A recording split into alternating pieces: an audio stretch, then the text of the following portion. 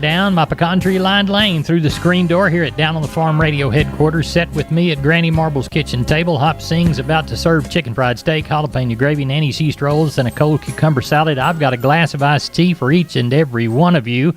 It's the 1245 edition of the best darn farm show in 100,000 square miles of the great state of Texas. No brag, just fact. We are down on the farm. Neighbor, we appreciate you joining us for this edition of our program. Now remember, we're going to feed you Kolach at 3:45, so get ready for that. Come on back down that lane this afternoon. Let's take a look at ag weather. Another hot one. Winds will be out of the south, 10 to 15. Skies will be sunny.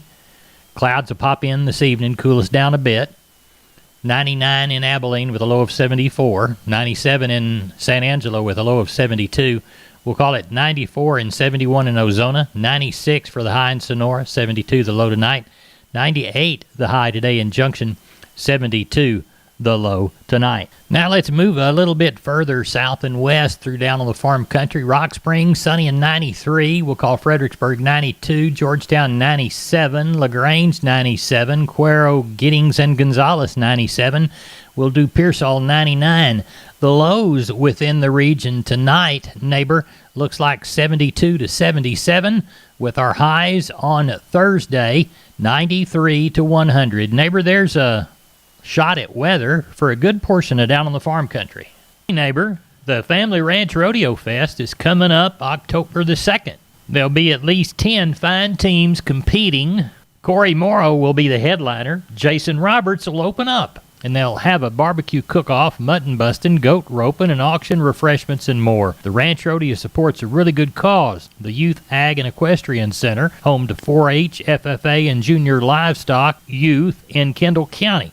Find out about tickets at ranchrodeo.org or call 210-863-3222. That's 210-863-3222. Family Ranch Rodeo Fest, October the 2nd, Comfort, Texas. Neighbor, let's take a look at those commodities of ag interest. December corn, $5.48 and a half, up 3 1/4. November beans, $13.27. Even money, down 4 3/4. Deese bean meal, $353.90 by the ton, down 180. December Kansas City hard red winter wheat, down 2 3/4 at $7.14 and 1/2. October live cattle down 50, 131.20. October feeder cattle down 17 and a half, 170.02. October lean hogs up 107 at 88.05. December number 2 cotton up 50 at 94.68. Your September U.S. dollar index up 99 at $93 even money. December gold down 22.30 at $1,785.90 by the ounce. In October, West Texas intermediate crude is down 4 at 67.50. Neighbor, there's your commodities of ag interest. Neighbor, now it's time for today's edition of the Texas Vet Report with my friend Dr. Bob Judd. We'll get Dr. Bob's report, see what it's all about after this from your Texas Farm Bureau Insurance Agency.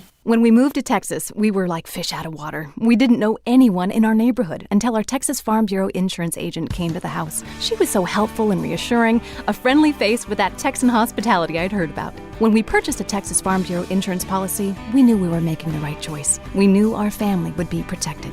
Visit Texas Farm Bureau Insurance today at tfbinsurance.com to find an insurance agent who's a true neighbor. Coverage and discounts are subject to qualifications and policy terms and may vary by situation. Small ruminants like sheep and goats have a serious problem with intestinal parasites, but there are some management techniques you can use to treat these animals. Hello everyone, I'm veterinarian Dr. Bob Judd with Texas Vet News on the Texas Farm Bureau Radio Network. And Dr. Lionel Dawson from Oklahoma State indicates the Barber pole worm is the primary concern for all sheep and goats. These intestinal parasites cause significant economic losses and are listed in the top 3 fatal condition of sheep and goats. This parasite is difficult to control because it undergoes a process called hypobiosis in unfavorable weather conditions and then becomes active when the weather conditions improve. The infective larvae on the pasture can survive up to 4 months depending on the time of year, and resistance has been shown to all of the classes of dewormers to some degree. Resistance occurs when there is less than a 95% reduction in parasite eggs counted in the feces 14 days after deworming. Resistance is related to using too low of a dose of dewormer, using dewormers too frequently, and rotating dewormers too frequently. It is recommended to use a FAMACHA score when determining which animals to deworm. and this has to do with the color of their mucous membranes around their eyes. For more information, you can Google FAMACHA score, and that is FAMACHA. Basically, you deworm the animals that have less red color in their conjunctival membranes and skip those that have dark to bright red mucous membrane color. This allows some susceptible worms to remain in the animals to compete with the resistant ones. Because goats have more dewormer resistance than sheep, some veterinarians recommend combining 2 to 3 classes of different deworming medications to increase the effectiveness. Texas Farm Bureau Insurance has protected fellow Texans with auto, home, health, and life insurance since 1952. With more than 260,000 square miles of land and 27 million people, that's a lot to cover. Whether you're wrangling cattle or wrangling kids, we're proud to protect Texans in all Texan ways of life. Visit Texas Farm Bureau Insurance today at tfbinsurance.com to get insurance for Texans by Texans. Coverage and discounts are subject to qualifications and policy terms and may vary by situation. I'm veterinarian Dr. Bob Judd. This is the Texas Farm Bureau Radio Network. Neighbor, here comes that lunch. Hop Sing is serving while he ladles out the jalapeno gravy on the chicken fried steak, and I pour the iced tea.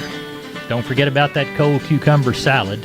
Let's talk to Benny Cox from Producers in Cargyle about the sheep and goat sale in San Angelo. Benny, how'd it go?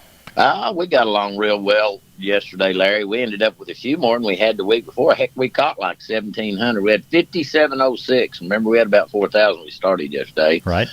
Compared to last week, we had to quote these wool feeder lamb types 10 to 15 higher. And I made mention of this yesterday when I talked about them being lower the week before. They were wet. You know, it rained about 2.5 inches on them that night and up until morning. So that had an influence on that. Now, the slaughter lambs, they sold $8 to $12 higher is kind of the way I seen that. The slaughter ewes, over 10 to 15 higher. Kid goats, mostly 10 to 20. I guess some of those really neat kind could have been closer to 30 higher, but general trend was kind of 10 to 20. The slaughter nannies, they sold good. They bring from 150 to 256, but still around the same, kind of 2 to 212 was kind of the range of those things, or the majority of them. Mature billies, 190 all the way up to 245. Looking at the wool feeder lamb types, they sell in a range from 261 to 290. Of course, those up over about 265 or 70 would have been those lightweights that went to the ethnic slaughter for sure. The slaughter lambs, light into those from 270 to 334, heavier weights from $2 all the way up to 295. And I break that, like I've said in the past, I break that kind of on a 80-pound range, and on those heavier weights. And anything that brought down under about 220 or 30 would have been some old things that were near yearlings, I can tell you. The slaughter ewes, they sell in a range from 92 all the way to 142, but mostly 115 to 132. Good. On the kid goats, they sell from 270 to 375, but mostly 295 to 330, with some of those shows prospects still showing up. We had a little handful of those bring all the way up to 295. Good. How about the cattle sale? How's it shaping up? We've got about 260 or 70 to start with. We may bust that 1,000 mark. Yesterday I was a little hesitant to say that, but right. It looks pretty good. I just don't know what's out there left to come. We had that special calf sale 2 weeks ago and sold over 2,000. We still got to get to 1,000 before we'll have more. Good deal. Maybe you'll get covered up with a bunch of goosenecks and pull-type trailers. That's the way of the world anymore. Yeah. I'll tell you one thing that I would like to mention. We do have our first special cow sale coming up on the 9th. Of course, it's so good around here. I can't imagine anybody wanting to sell a young, productive cow, but we've got three-year-old Charolais bulls that man sold lots of his cows, so he didn't really need the bulls, but he actually had them fertility and trick tested the other day. So there'll be 3 of those Charolais bulls, and I really don't know of anything else. But if anybody out there has any females to sell at that cow sale, they need to give me a call so I can get it in on the advertising. Well, tell them how to get a hold of you, Benny. They can call me on my mobile. It's 325-234-4277. The office is the same area code, and it's 653-3371. And always look at the web, which is producersincargyle.com. Do you have a senior moment there, Benny? Yeah, I sure did. Actually, I'm sitting here looking at an email. It's a rancher in Arizona. New Mexico, actually. He's got 10 miles of border, and I was sitting here trying to watch that deal. I understand. Well, you're what do they call that? Multitasking or goofing off. Yeah, there you go. That's what my wife calls it, goofing off. Benny, we'll talk to you later. Okay, see you next week. Yeah. Neighbor, it looks like my cowboy crew's got a cow group jumped and running. While we head him to the pens, let's talk to Gary Butler about the cattle sale he had Monday in Nixon. Gary, how'd it go? Oh, had a real good sale, Larry. We wind up with 1528, 144 cows and 20 bulls. Calf market, I think they're getting higher every week, Larry. We had a lot of these 7-weight calves bringing over $1,100, $1,200. 2 and 3 weight steers, $1.54 to $2.23. Heifers, $1.09 to $1.66. 3 and 4 weight steers, $1.63 to $2.10. Heifers, $1.39 to $1.80. 4 and 5 weight steers, $1.52 to $2.11. Heifers, $1.32 to $2.80. 188, 5 and 6 weight steers, $1.35 to $1.68. Heifers, $1.26 to $1.76. 7 8 weight steers, $1.31 to $1.55. Heifers, $1.22 to $1.83. 7 8 weight steers and bull yearlings, $1.28 to $1.53, and heifers were $1.14 to $1.70. Larry. Cow side, got 77 for the best cow. Slaughter bulls, 64 to 97. Had a few stock cows, not very many, 700 to 1,200. And the pairs were 9, 10 to 11 and a quarter, Larry. What are we anticipating for this next Monday? Don't know of any coming, Larry. Now, we're going to be closed September 6th, holiday. Right. And when Lou Thompson has his sale every year. Right. Other thing I want to tell you, Larry, is we had an adjustment on our Saturday receiving. We're going to be there from 8 to 5 on Saturdays, and then Sundays we'll be there from 8 to 8. All right, good deal. Gary, give us a phone number right quick. You can catch us here at the sale barn, 830-582-1561 or 62. You can catch me on my mobile, 830-857-4330, Larry. I appreciate you. Thank you. Thank you. Bye. Neighbor, don't forget, grab a couple of bottles of water on your way out the door. I want you to stay hydrated. And remember, Colotch this afternoon at 3:45. Now let's do the grains. Courtesy of John Tuggle. Milo through Corpus in August, D's plus 85, 11.25. Yellow corn through Corpus in August, September plus 70, 6.14.5. Hard red winter wheat to Houston in August, September plus $1, 8.04.5. Number 1 beans to Houston in August, November less 30, 13.01 and 3/4. Neighbor, we moved no cotton in Texas, 91.26 to 94.01. That's it for Down on the Farm. Good day to you.